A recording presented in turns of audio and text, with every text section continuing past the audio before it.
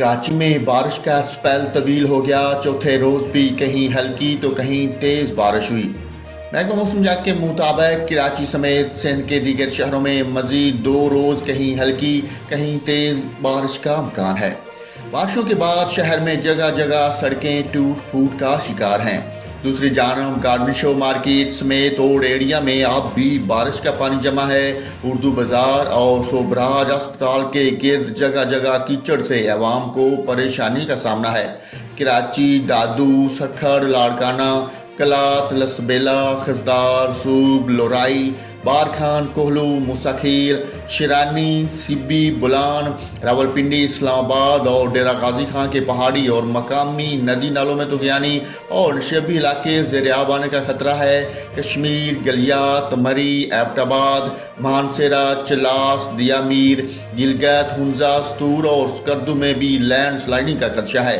مسافر اور سیاح موسمی حالات کو مد نظر رکھ کر سفر کریں اور سفر کے دوران مزید محتاط رہیں۔ دوسری جانب آج بلائی اور وسطی پنجاب، اسلام آباد، خیبر پختونخوا، شمال مشرقی بلوچستان، کشمیر اور گلگت بلتستان میں تیز ہواؤں اور گرج چمک کے ساتھ مزید بارش کا امکان ہے۔ اس دوران کشمیر، بلائی پنجاب، اسلام آباد، بلائی خیبر پختونخوا اور شمال مشرقی بلوچستان میں چند مقامات پر موسلا دھار بارش متوقع ہے۔ اسلام آباد میں گرج چمک کے ساتھ بارش کی توقع ہے۔ اس دوران موسلا دھار بارش کا بھی امکان ہے۔